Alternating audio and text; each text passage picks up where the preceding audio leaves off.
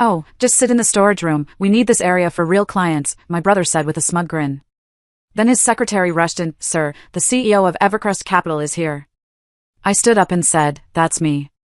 My family called me the disappointment, even as I secretly built a multi-billion-dollar empire. Can you believe it? They shut me out, only to come crawling back a decade later, desperate for my help. And oh boy, did they get a surprise when they found out who I really was. Growing up in Connecticut, in the shadow of Wilson Enterprises, my life was a constant battle for recognition. My older brother, Nathan, now 42, was always Dad's golden boy, paraded around the office as the company's future. Kyle, 40, easily charmed clients with his golf skills, while Brandon, 37, was the quiet tech whiz. Then there was me, Audrey Wilson. From the moment I could read, I was devouring Dad's financial statements at the kitchen table. By 12, I was pointing out supply chain inefficiencies no one else noticed. My father would just ruffle my hair, call me smart cookie, and then completely ignore my suggestions. Business isn't really for girls, princess, he told me when I was 14, after I'd created a detailed analysis on why we should expand into healthcare. That same week, Nathan's half-baked idea about sports equipment manufacturing lost the company $2 million, but Dad just shrugged it off as a learning experience. Despite the blatant favoritism, I kept pushing. I truly believed that merit would eventually win out. I worked 80-hour weeks at Wilson Enterprises through my 20s, transforming our outdated accounting systems, landing our first international clients, and boosting my division's profitability by 43%. Then came the board meeting that changed everything. Dad was turning 65, and he announced his succession plan. Despite all my accomplishments, my education, and the numbers that clearly showed my divisions outperforming all others, he named Nathan as his successor. Wilson Enterprises has always been led by a Wilson man, he explained afterward, not even meeting my eyes. That's just tradition, Audrey. You'll still have an important role. That important role turned out to be working under Nathan, who promptly reassigned all my major clients to himself and Kyle. The final insult came when he moved me from my executive office to a converted supply closet, claiming client-facing employees need the window offices. I resigned the next day. No dramatic confrontation, no tearful goodbye. I just placed my resignation letter on my father's desk before he arrived and walked out. The only person who tried to stop me was Melissa, Nathan's secretary, who had always been kind. They don't deserve you, she whispered as I carried my small box of personal items to my car. But they'll regret this someday. I didn't look back. Instead, I used my savings and a small inheritance from my mother to start fresh. I even reverted to her maiden name, Hayes, partly to avoid the nepotism accusations that had followed me at business school, but mostly to ensure my success or failure would be entirely my own. Evercrest Capital started in a tiny office, just me and 2 hungry recent graduates who believed in my vision. We specialized in identifying struggling but fundamentally sound manufacturing businesses, providing capital and restructuring expertise to turn them around. Within 5 years, we were managing a portfolio worth over $500 million. By year 8, we'd crossed the billion-dollar threshold and moved into our sleek headquarters in Manhattan. All the while, I kept my success a strict secret from my family. My executive team understood that any mention of Evercrest to the Wilsons would result in immediate termination. I wasn't hiding out of shame, I was building something that couldn't be dismissed as luck or nepotism. I followed Wilson Enterprises from afar, through industry publications and financial filings. After a strong start under Nathan's leadership, riding the momentum of initiatives I had started, the company began a steady decline. Bad investments, lost clients, outdated technology, all symptoms of leadership more concerned with appearances than fundamentals. Then, 3 weeks ago, I received the news that my father had suffered a heart attack. He survived, but the event had triggered a cascade of problems for the company. Key investors pulled out upon learning of his health issues, and creditors were circling. Wilson Enterprises, the company my father had built over 50 years, was weeks away from bankruptcy. My first instinct was to let it burn. They had made their choice a decade ago. But something, perhaps my mother's voice in my head, reminding me that family is family, made me hesitate. I instructed my team to gather intelligence on Wilson's financial situation. What they found was worse than I imagined. My brothers had nearly run the company into the ground through a combination of incompetence and hubris. They were desperately searching for investors to inject emergency capital. And ironically, Evercrest Capital was on their short list of potential saviors, not because they knew of my connection, but because we had developed a reputation for successful manufacturing turnarounds. When an email invitation to a Wilson family business emergency meeting appeared in my personal inbox, I decided to attend. Not as the CEO of Evercrest Capital, but simply as Audrey, the forgotten Wilson daughter. I would see for myself whether anything was worth saving. The email from Nathan's assistant was formal and impersonal. Your presence is requested at Wilson Enterprises headquarters for a family business discussion on Friday, April 15th, at 10 a.m. Please confirm your attendance. No, we miss you or hope you're well. Not even a personal signature. Just a corporate summons after 10 years of silence. I showed the email to Diane, my COO and closest confidant, in my corner office overlooking Central Park. You're not actually considering going, are you? She asked, eyebrows raised. After everything they did? I swiveled in my chair, looking out at the Manhattan skyline. I'm curious. Curious as reading their financial statements, which we've already done. This is masochism, Diane said, perching on the edge of my desk. They're going to try to guilt you into giving them money you earned despite them, not because of them. Maybe, I conceded. But I want to see it with my own eyes. The company, Dad, all of it. Diane softened. And you're going as just Audrey, not as the CEO who could buy their company with her quarterly bonus? Exactly, I said. I want to see how they treat me when they think I have nothing to offer. After confirming my attendance, I spent the week preparing emotionally for the reunion. I chose my outfit carefully, an understated charcoal theory pantsuit that cost more than Nathan's first car but didn't broadcast its price tag. I wore minimal jewelry, just my mother's simple gold wedding band on a chain around my neck. The drive back to Connecticut was a journey through memories, the exit off I-95 where Dad would always stop for ice cream on summer drives, the high school where I was valedictorian but my brother's mediocre sports achievements still garnered more family celebration, the coffee shop where I drafted my resignation letter a decade ago. Wilson Enterprises headquarters looked smaller than I remembered. The receptionist didn't recognize me. I had to sign in as a visitor and wait for an escort. I sat on the same uncomfortable lobby chairs that Dad had refused to replace, despite my suggestions that they created a poor first impression. They're vintage, he'd insisted. Shows we have history. Now they were just shabby. The elevator ride up was awkward. I shared it with two young employees who spoke in hushed tones about another round of layoffs and the emergency investor meeting tomorrow. They didn't ask who I was, and I didn't volunteer the information. Kyle was the first brother I encountered, hurrying down the hallway with a phone pressed to his ear.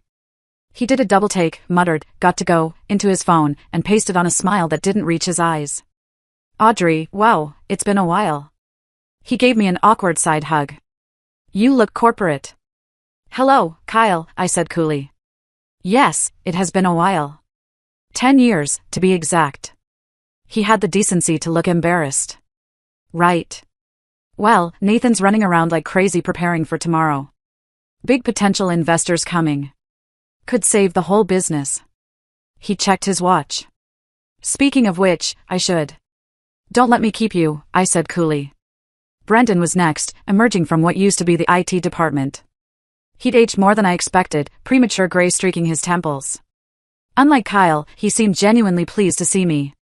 Audrey. He gave me a real hug. I can't believe you came. It's really good to see you. Thanks, Brendan. How have you been? His smile faltered. Oh, you know, busy trying to keep our systems from falling apart while the budget keeps shrinking. He lowered his voice. It's bad, AUD, worse than they're admitting. Before he could elaborate, Nathan's voice boomed down the hallway. Well. Little sis has decided to grace us with her presence. Nathan had gained weight, his once athletic frame now soft around the middle. He'd lost some hair, too, though he'd attempted to hide it with an unfortunate comb-over. The tailoring of his suit suggested he still thought he wore the same size as a decade ago. Hey, little sis, he said. So, I gathered, I replied. What's the situation? Nathan waved dismissively. Nothing for you to worry about. Just a temporary cash flow issue. Once we secure this new round of funding, everything will be back on track. I could smell the whiskey on his breath at 11 a.m. Some things hadn't changed. Dad's expecting us all for dinner tonight at the house, he continued. 6. Don't be late. You know how he hates waiting for dinner. With that, he was gone, barking orders at a harried-looking assistant as he disappeared into the conference room. My father's house, the sprawling colonial where we grew up, seemed preserved in amber. The same furniture, the same paintings, even the same family photos from before I left. As if time had stopped the day I walked away. Dad looked frail, his once commanding presence diminished by age and illness. Still, when he saw me, something flickered in his eyes, surprise, perhaps relief. Audrey, he said simply, opening his arms. I hugged him, noting how thin he felt beneath his cardigan. "Hi, Dad. You look successful," he observed, studying my face. "I am," I replied, offering nothing more. Dinner was a stilted affair. Nathan dominated the conversation with optimistic projections about tomorrow's investor meeting and the future of Wilson Enterprises once this minor setback was resolved. Kyle nodded along enthusiastically, while Brendan pushed food around his plate. Dad said little, watching us all with tired eyes. I excused myself early, claiming jet lag despite having only driven from New York. As I headed upstairs to my old bedroom, preserved like a museum exhibit to my teenage self, I overheard Nathan and Dad in Dad's study. "Evercrest Capital is our best shot," he was saying. Their representatives sounded interested. "If they invest, the others will follow." "And if they don't?" my father asked, his voice weaker than I'd ever heard it. "Don't think like that, Dad. We'll get the money, I promise." I paused outside the doorway, tempted to reveal myself then and there. Instead, I continued to my room, sitting on the edge of my childhood bed and contemplating my next move. Later that night, unable to sleep, I wandered downstairs for water and found my brothers in an impromptu strategy session in the kitchen. They fell silent when I entered. "Don't stop on my account," I said, filling a glass from the tap. "Just business stuff," Kyle said quickly. "Nothing that would interest you." I smiled tightly. "You'd be surprised what interests me these days." After I left, I lingered in the hallway, listening. "Do you think we should involve her tomorrow?" Brandon asked. "She always had a good head for numbers." "Absolutely not," Nathan replied sharply. "The last thing we need is her amateur input scaring off Evercrest. They're our last hope." I smiled to myself. I woke before dawn, my body still operating on my usual schedule despite the unfamiliar surroundings. I dressed methodically, silk blouse, tailored pants, and a casual blazer to conceal the power suit beneath.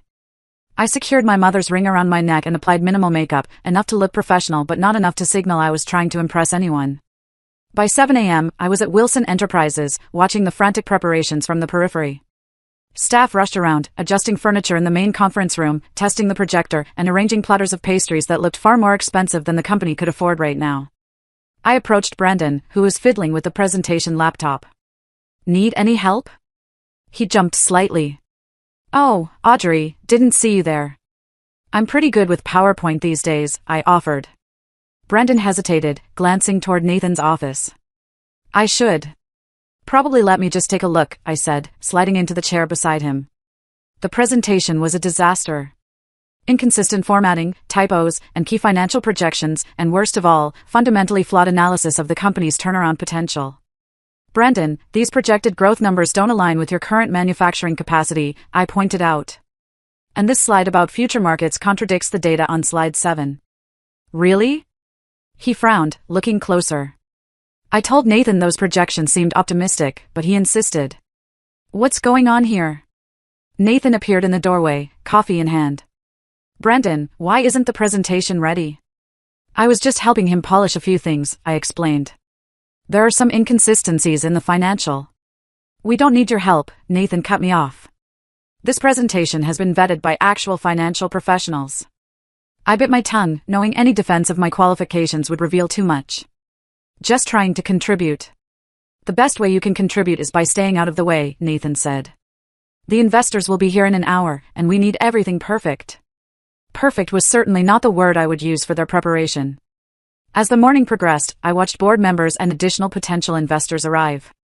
Most were older men in conservative suits who barely glanced my way. A few nodded politely when introduced, but it was clear they viewed me as irrelevant to the proceedings. The conference room transformed into a buzzing hub of activity. Name placards were arranged around the massive oak table, all bearing names of people who apparently mattered more than me. At 9:45 a.m., 15 minutes before the scheduled start, Nathan approached me as I reviewed notes near the refreshment table. "Oh, Audrey," he said with a dismissive glance. "We need these seats for the real stakeholders. Why don't you sit in the storage room? We'll fill you in later." My expression remained neutral despite the familiar sting. "The storage room? It's been converted to a small office," he explained impatiently. "There's even a chair. Melissa will show you." Kyle, standing nearby, looked uncomfortable but said nothing.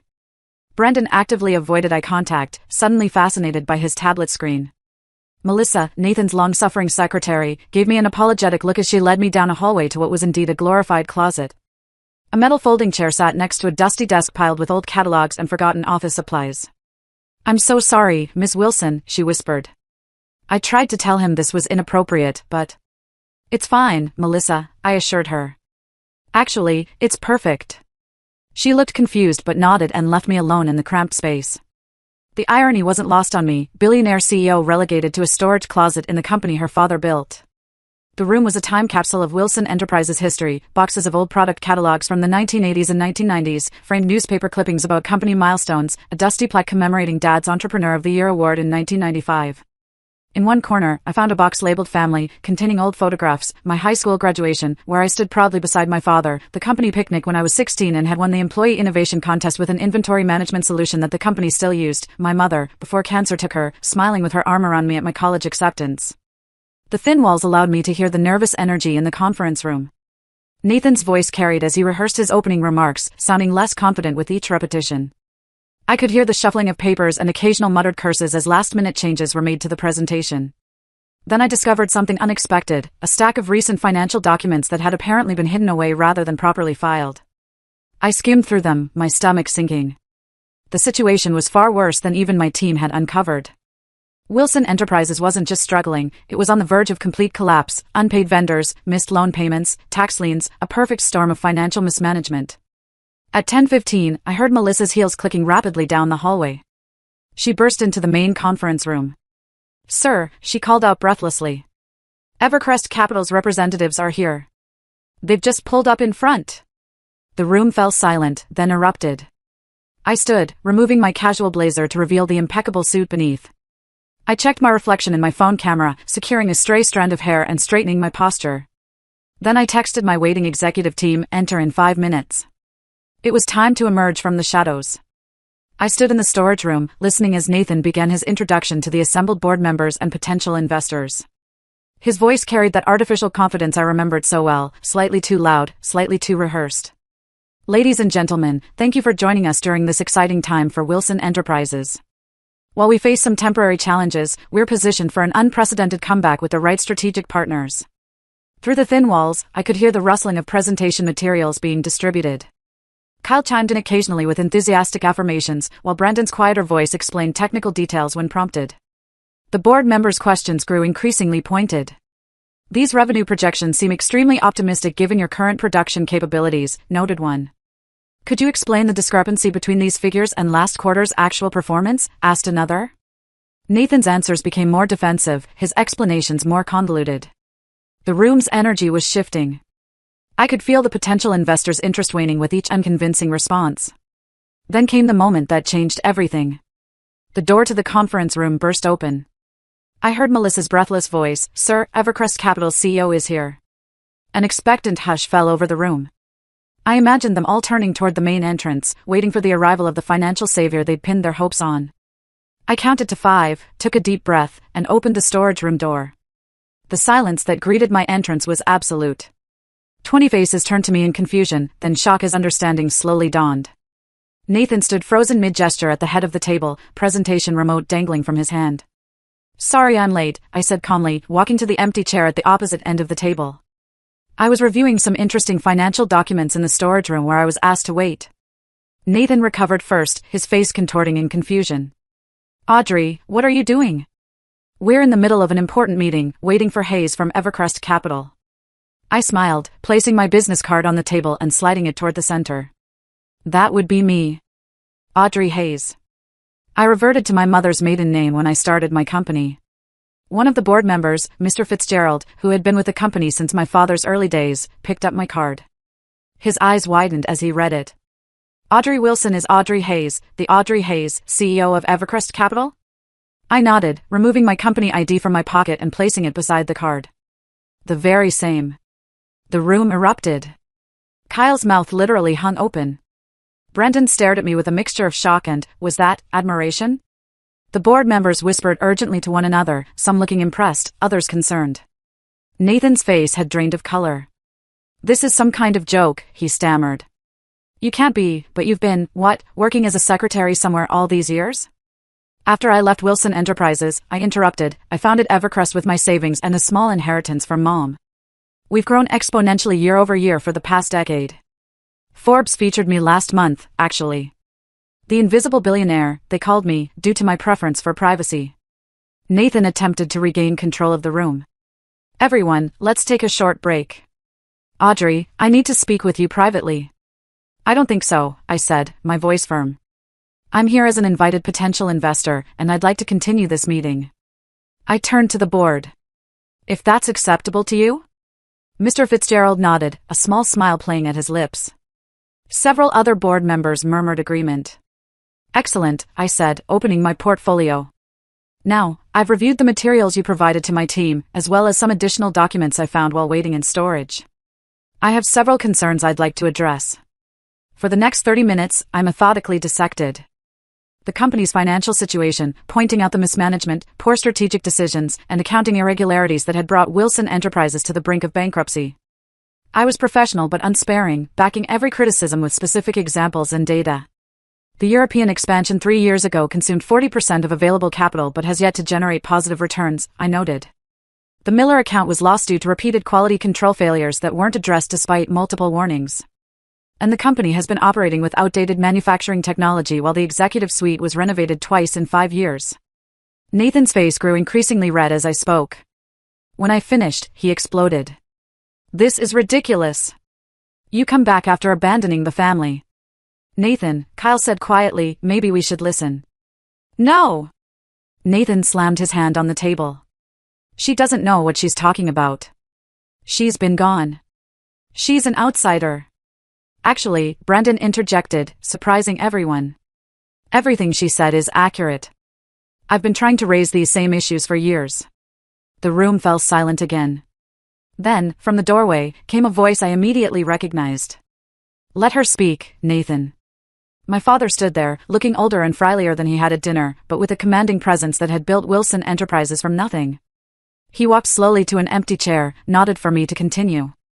Thank you, I said, acknowledging him with a slight nod before addressing the room again. Despite these challenges, I believe Wilson Enterprises has a solid foundation worth saving. The brand still has value. The core product line remains competitive. The workforce is skilled and loyal. I laid out my proposal. Evercrest would provide emergency capital in exchange for a controlling interest. There would be a restructuring of leadership, with performance-based metrics determining who stayed in management roles. The company would refocus on its most profitable product lines while modernizing its manufacturing capabilities. This isn't a hostile takeover, I clarified. It's a rescue operation, but it requires acknowledging reality and accepting significant changes. Nathan scoffed. So you want us to hand over the company Dad built to you, after you walked away? I didn't walk away, Nathan. I was pushed out. You moved me to a closet, very much like the one you put me in today.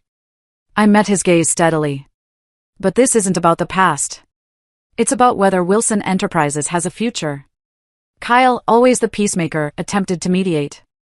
Maybe we should consider Audrey's proposal. We do need the capital, and her track record speaks for itself. Brandon nodded in agreement. The company needs help. We all know it. Nathan looked to our father, clearly expecting him to back him up as he always had. Dad, tell them this is crazy. We can't let an outsider take control, even if she is family. Dad was quiet for a long moment, looking between us with tired eyes. For 10 years, he finally said, I've watched this company decline under your leadership, Nathan. I defended you, made excuses, convinced myself things would turn around, but they haven't. He turned to me. And for those same 10 years, I followed your success from afar. Read every article about Evercrest, tracked every acquisition, kept a file of everything you've accomplished without the Wilson name or connections. This revelation stunned me. He'd been watching my career all along. You were always the one with the real vision, Dad continued. The drive, the discipline. I was wrong to overlook you because of tradition or gender or whatever foolish reason I told myself. He looked around the table. We should listen to Audrey, not because she's family, but because she's earned the right to be heard. The room was utterly silent as the weight of his words settled over everyone. Nathan looked as though he'd been slapped. Kyle appeared relieved. Brandon wore an expression that said, finally. I maintained my professional demeanor, though inside, emotions threatened to overwhelm me. Thank you, I said simply. I'll need complete access to all financial records and operations before making a final decision. My team is waiting outside and can begin the assessment immediately. I'll require an answer on my terms within 48 hours. I stood, gathering my materials. This meeting is adjourned for now. I suggest everyone take time to consider what's truly best for the company's future. As I walked out, board members and investors parted to let me pass, several nodding respectfully. Nathan remained frozen at the head of the table, his presentation forgotten. Kyle followed me, already trying to establish himself as my ally. Brendan hung back but gave me a small thumbs up when our eyes met. At the door, Melissa waited with a smile. As I passed, she whispered, "That was badass, Ms. Hayes." Indeed, it was. The Montclair Hotel's presidential suite had been transformed into Evercrest's temporary command center. When I entered, my executive team, Diane, Marcus, and Raj, looked up expectantly from their laptops. "So," Diane asked, searching my face, "how did our little surprise go over?" I kicked off my heels, dropping onto the nearest sofa. "About as well as you'd expect when you reveal to your estranged family that you're secretly a billionaire who could buy their failing company with pocket change." "That good?" Marcus grinned. Nathan looked like he was having a stroke, I admitted, feeling a mixture of vindication and unexpected guilt. Dad actually defended me. Said he'd been following my career all along. Seriously? Diane raised an eyebrow. The same dad who passed you over for being female? I shrugged, the emotional complexity of the day finally hitting me. People are complicated. Once my team dispersed to begin their preliminary assessment, I allowed myself a moment alone. 10 years of proving myself, of building something from nothing, had culminated in today's revelation. The victory should have felt sweeter than it did. My phone began lighting up with notifications. Nathan had tried calling 3 times. Kyle had sent a rambling, sycophantic text about always believing in me and being excited about our new partnership. Brendan's message was simpler, "I'm sorry. You were always the smartest one. Let me know how I can help." Dad hadn't reached out. I ignored them all, staring out at the Connecticut skyline I'd left behind a decade ago. The satisfaction I'd anticipated felt hollow in my chest, mixed with complicated grief for what might have been if things had been different. Diane found me there an hour later, still contemplating the view. "The preliminary numbers are even worse than we thought," she reported. "They've been cooking the books for at least 2 years. Classic case of hiding declining revenue with creative accounting. Could criminal charges be involved?" I asked. "Possibly. It's more incompetence than malice, from what I can tell, but the SEC might see it differently." I nodded, still distracted. "What would you do, Diane, as a purely business decision?" She considered the question carefully. "Objectively, I'd walk away. There are better investment opportunities with less emotional complication. The Wilson name isn't worth what it once was." "But unless?" I prompted. "Unless objectively, it's your family, Audrey. Despite everything." She sat beside me. "But that doesn't mean you owe them salvation. There's a difference between forgiveness and setting yourself on fire to keep others warm." A knock at the door interrupted us. The hotel staff announced a visitor, Samuel Wilson. Dad looked even more fragile in the elegant hotel surroundings than he had in the boardroom. He stood awkwardly in the entryway, declining a seat when offered. "I won't stay long," he said. "I just needed to speak with you privately." Diane excused herself, leaving us alone. "Impressive operation you've built," Dad observed, gesturing to the laptops and documents spread across the suite. "Thank you." An uncomfortable silence stretched between us. "I'm sorry, Audrey," he finally said. "For 10 years ago. For all of it." I'd imagined this moment countless times, rehearsed what I would say, the accusations I would level. Now, faced with his genuine contrition, those prepared speeches evaporated. "Why?" I asked simply. "Was it really just because I'm a woman?" He shook his head, looking ashamed. "That was part of it, outdated thinking I was raised with. But mostly it was fear. You are so much more capable than your brothers, so much more like me than any of them. I was afraid you'd build something better than I had. Make my legacy seem small in comparison." He gave a sad laugh. "And then you went and did exactly that anyway." "I didn't do it to spite you," I said quietly. "I know.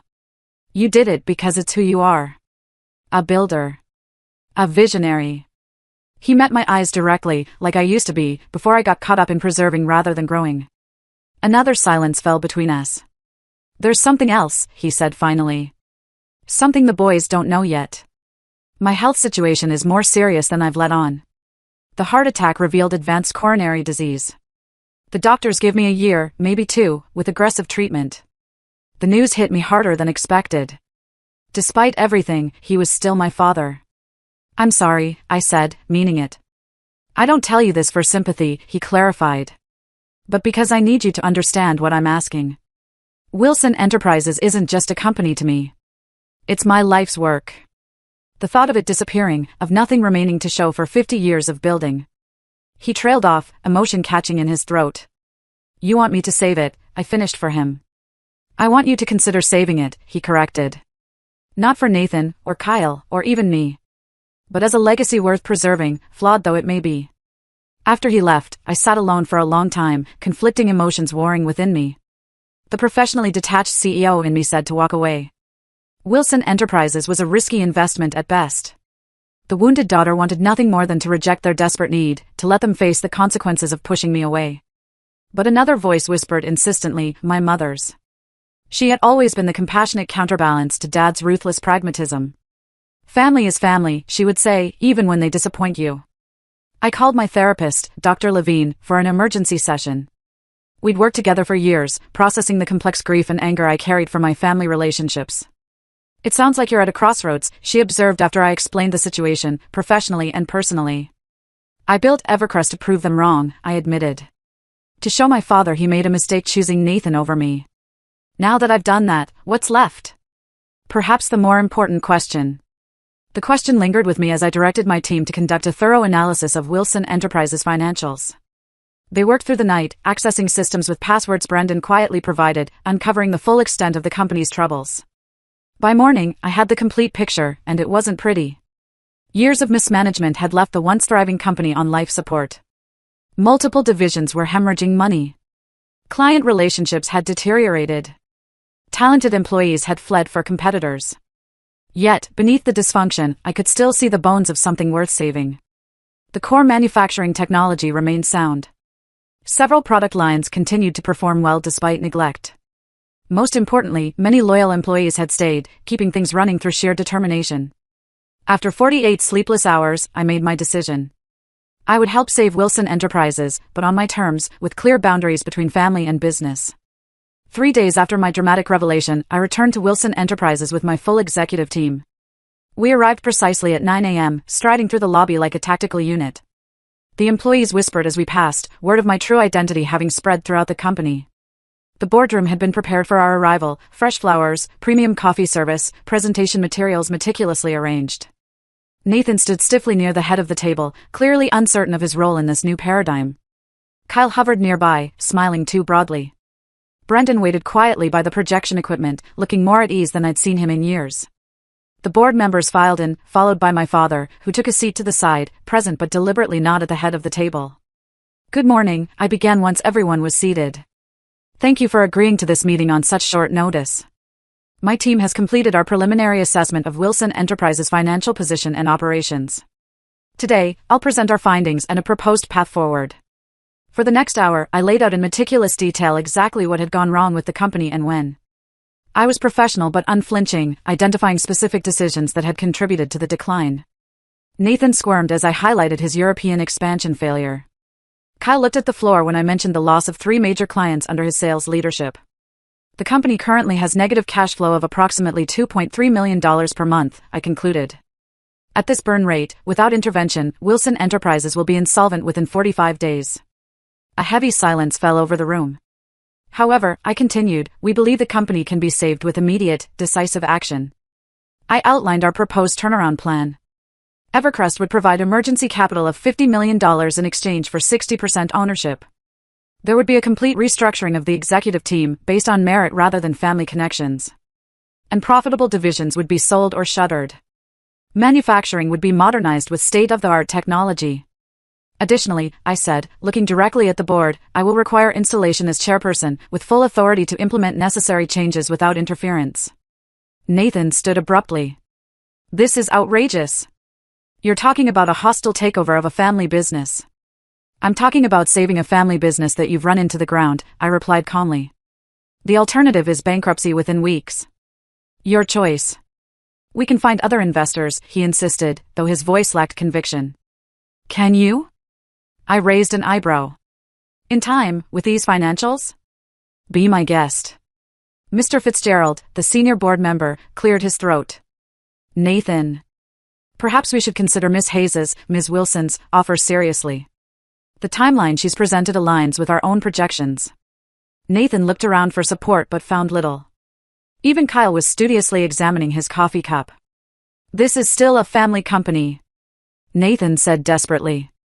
Dad, tell them. All eyes turned to our father, who had remained silent throughout the presentation. He looked older than his years as he slowly rose to his feet. When I founded Wilson Enterprises, he began, his voice steadier than I expected, I had nothing but determination and a belief that I could build something worthwhile, something that would last beyond me. He looked around the room.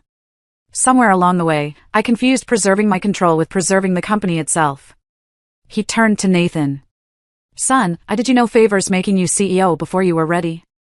I set you up to fail because I couldn't let go properly. Then to me, and Audrey, I failed you by not recognizing your talents when they were right in front of me. The room was utterly silent. This company bears our name, he continued. But its future matters more than our pride. If Audrey and her team can save what we've built, give employees security, and restore Wilson Enterprises to something we can be proud of, then we should be grateful, not defensive. Nathan stared at our father in disbelief. You're taking her side, after everything I've done? This isn't about sides, Nathan, Dad interrupted firmly. It's about survival. While Nathan processed this betrayal, Kyle, ever the opportunist, stepped forward. I think we should accept Audrey's offer. I'm happy to continue in whatever capacity would be most helpful. Brandon nodded in agreement. The plan makes sense. It's our best option. Backed into a corner, Nathan requested a private conversation with our father. They disappeared into an adjacent office while the board members murmured among themselves. Diane leaned close to me. That went better than expected. It's not over yet, I cautioned. Nathan won't surrender control easily. 20 minutes later, Nathan and Dad returned. Nathan's face was flushed, but his demeanor had changed. After discussing the situation with our father, he announced stiffly, I've decided to accept Evercrest's offer, with one condition, I remain on the executive team in some capacity. I considered this request. Keeping Nathan involved would be complicated, but firing him outright might create unnecessary resistance. You can remain as VP of Client Relations, I decided. Your institutional knowledge of long-term clients will be valuable during the transition. However, I added, this position will have clearly defined performance metrics, like every other role in the new structure. Nathan clearly hated the demotion but recognized it was the best offer he would get. He nodded curtly. With that settled, the board voted unanimously to accept Evercrest's investment. The following weeks were intense. My team and I worked 16-hour days implementing the turnaround plan. We conducted a comprehensive audit of every department, identified salvageable operations, and made difficult decisions about what had to go. The first executive meeting under the new structure was predictably tense. Nathan sat silently, fuming, as I outlined the changes in reporting structure and accountability standards. Kyle adapted quickly, already trying to position himself as my trusted lieutenant. Brendan seemed relieved to finally have his technical expertise valued appropriately. From now on, I announced, advancement will be based on merit, not family connections. Everyone, including myself, will be held to the same performance standards. Implementation wasn't easy. Longtime employees loyal to Nathan resisted the new processes. Some openly questioned my authority despite my official title. Others were simply resistant to change after years of doing things the Wilson way. Nathan himself engaged in subtle sabotage, forgetting to include me on important client communications, undermining my directives when speaking to his direct reports, spreading rumors about Evercrest's intentions to eventually sell off the company. After catching him in a particularly damaging lie to a major client, I called him into my office, formerly his office, which surely added to his resentment. This stops now, I said, sliding evidence of his sabotage across the desk. I understand this transition is difficult for you. But your behavior is harming the very company you claim to care about. You have no idea what it's like, he seethed, to watch everything Dad built, everything I was supposed to lead, handed over to my little sister who abandoned us. I didn't abandon the company, Nathan. I was pushed out. By you. I let that sink in before continuing. But that's the past. Right now, we have 300 employees depending on us to save their jobs. Can you set aside your ego long enough to help them? Something in my appeal seemed to reach him. Not completely, but enough that his active resistance began to diminish. Kyle, predictably, proved to be a weather vane, pointing whichever way the wind of power blew. Once he realized my leadership was firmly established, he became enthusiastically supportive. His sales skills were genuinely valuable when properly directed and monitored, and he thrived with clear guidelines and accountability. The real surprise was Brandon. Given actual authority and resources, he flourished. His technical innovations streamlined manufacturing processes, saving millions in operational costs. He assembled a talented IT team that modernized our outdated systems, improving efficiency throughout the company. 6 weeks into the restructuring, we faced a crisis. Our largest remaining client, Henderson Medical Supplies, was threatening to take their business to a competitor. The account represented nearly 20% of our current revenue. Losing it would be devastating. Nathan had cultivated the relationship for years, but they were specifically upset about changes we'd implemented to quality control procedures. I scheduled an emergency meeting with our executive team, bringing Nathan, Kyle, and our production manager. We need this account. Nathan stressed before we entered the meeting. Whatever they want, we should give them. Not if it compromises our new standards, I replied. We'll listen, but we won't promise what we can't deliver. The meeting began tensely. Henderson's CEO complained about our unnecessary bureaucracy and threatened to walk unless we returned to the previous arrangements. When Nathan began immediately capitulating, I intervened. Mr. Henderson, I understand your frustration with the changes. Change is difficult for everyone. But let me explain why these new procedures are actually to your benefit. I proceeded to outline how our enhanced quality controls would reduce defect rates, improve consistency, and ultimately save them money on returns and customer complaints. I shared data from other clients who had already seen improvements and presented a cost analysis showing the long-term benefits. Additionally, I added, as a gesture of good faith, we'll extend a 5% discount for the next quarter while we prove the value of these changes. By the end of the meeting, not only had Henderson agreed to stay, but they were considering increasing their order volume. As we left, Nathan grudgingly admitted, that was impressive. I've been trying to get them to increase orders for 3 years. Different approaches work in different situations, I replied, not unkindly. Your relationship with them got us in the door. My data convinced them to stay. It was our first moment of genuine professional respect. The company's turnaround began gaining momentum. Operational costs decreased by 30% through efficiencies and strategic cuts. New clients, attracted by our improved quality and reliability, began signing contracts. Employee morale improved as they saw the company stabilizing. My father attended weekly update meetings, sitting quietly at the back of the room. After one particularly positive session, he asked me to join him for dinner at his house. The family home felt different now, less intimidating, more like a place of faded memories. We sat in the dining room where countless tense family meals had taken place. You've accomplished more in 2 months than Nathan did in 10 years, Dad said without preamble. I had a stronger foundation to start with, I replied, not wanting to deepen the rift between him and Nathan. And a more urgent situation that allowed for dramatic changes. He smiled slightly. Always diplomatic when it counts. Your mother was the same way. The mention of Mom created a moment of shared remembrance between us. I've been thinking about her a lot lately, he admitted, wondering what she would think of all this, of what I did to you. She would have been disappointed, I said honestly. But she also believed in second chances. He nodded, looking down at his barely touched dinner. That's what I'm hoping for. A second chance to be the father you deserved. The words hung between us. I'd like that, I said finally. But it will take time. Trust isn't rebuilt overnight. I understand. He hesitated, then added, would you consider making these dinners a regular thing? Just a talk. No business. It was a small request, yet somehow monumental in its implications. A first step toward healing what had been broken. I think I can manage that, I agreed. The following week, I instituted a new tradition, family dinner every Sunday evening. Not mandatory, but open to all Wilsons. The first few were awkward, conversation stilted, and carefully avoiding controversial topics. But gradually, something shifted. Nathan brought his wife and teenage sons, who were curious about their badass aunt they'd barely known. Kyle actually prepared a dish rather than bringing store-bought contributions. Brendan showed up early to help set up. During the third such dinner, Nathan made a self-deprecating joke about his failed European expansion. We all froze, unsure how to respond, until I laughed, genuinely laughed, and the tension broke. Soon, everyone was sharing stories of business missteps and lessons learned.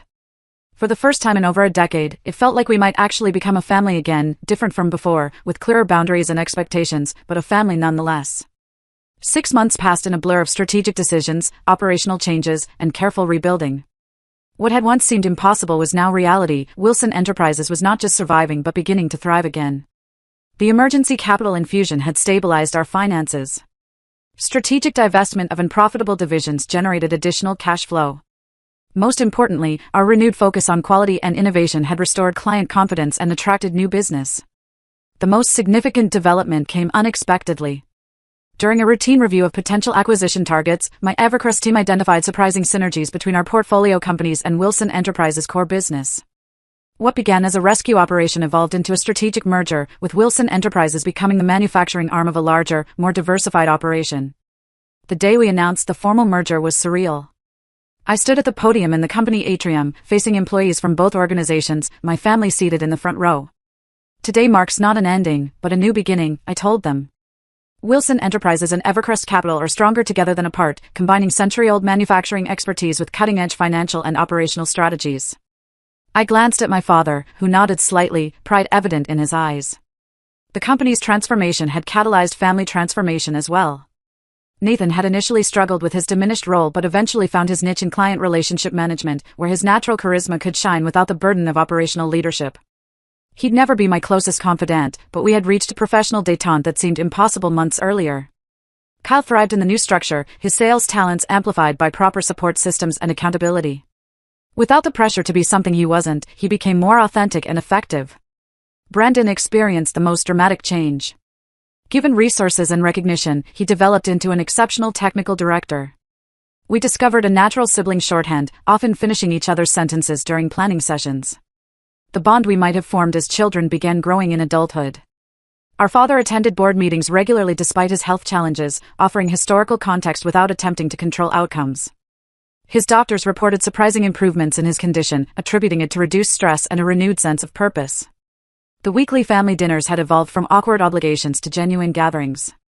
Not always harmonious, we were still Wilsons, after all, but increasingly comfortable. We were learning to be a family defined by more than business. One evening, I encountered Mr. Fitzgerald, the senior board member who had witnessed my humiliation and subsequent triumph at an industry event. I always knew Samuel made the wrong choice, he told me, glass of scotch in hand. Even tried to tell him so at the time. But perhaps it worked out for the best in the end. You built something remarkable on your own terms, without the Wilson legacy as a crutch or a burden. Perhaps, I agreed, though I couldn't help wondering how different things might have been. The most meaningful conversation came on a quiet Sunday afternoon. Dad had asked me to help sort through old company documents in his home office, a task that would have been unimaginable a year earlier. I found something you should have, he said, handing me a worn leather portfolio. Inside was a business plan, my business plan, from when I was 16, proposing Wilson Enterprises' expansion into medical equipment manufacturing. The very plan he had dismissed as unrealistic despite its meticulous research and projections. I kept it all these years, he admitted. Sometimes I would take it out and look at it, especially after you left. The medical division you proposed would have positioned us perfectly for the pandemic boom. He shook his head ruefully. Just one of many missed opportunities. We can't change the past, I said, touching the faded pages that represented so much youthful hope and subsequent disappointment. No, he agreed. But I want you to know that I always saw your potential, Audrey. I was just too afraid of being overshadowed to nurture it properly. That was my failure, not yours. Coming from a man who had rarely admitted failure of any kind, the words carried immense weight. Thank you for saying that, I replied simply. Later that week, during our executive leadership meeting, we discussed succession planning, ironically, the very issue that had driven me from the company a decade earlier. We need to establish clear criteria for future leadership, I explained, based on merit, skills, and demonstrated capability, not family connections or seniority. Nathan, who might once have taken this as a personal attack, nodded in agreement. The next generation should earn their positions, he said, glancing at his teenage sons who occasionally interned during school breaks. No shortcuts or assumptions. Exactly, I confirmed. We'll create development tracks for promising employees, family or not, with mentorship, education support, and progressive responsibilities. As the meeting concluded, I found myself reflecting on the journey from storage closet to boardroom. The vindication was sweet, yes, but the healing was the true victory. The ability to lead without anger, to collaborate with my brothers without resentment constantly simmering beneath the surface.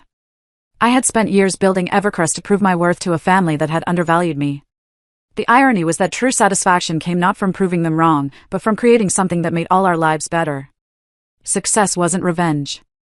It was the freedom to move beyond the need for revenge. That evening, I stood in my office, once my father's, briefly Nathan's, now legitimately mine, looking out at the manufacturing floor where workers moved with renewed purpose.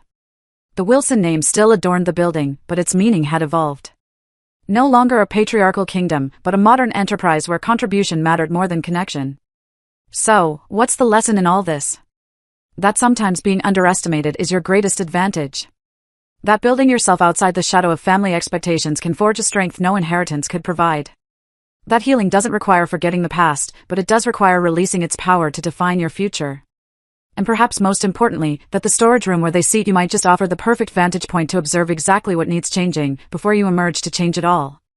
Have you ever been underestimated, only to prove everyone wrong, or found yourself needing to set boundaries with family in your professional life? Drop a comment below and share your experience. And if this story resonated with you, please hit that like button, subscribe to my channel, and share with someone who might need to hear that being underestimated today doesn't determine their success tomorrow. Thank you for listening to my journey. And remember, sometimes the best revenge isn't revenge at all, it's building something so remarkable they can't help but recognize what they almost lost.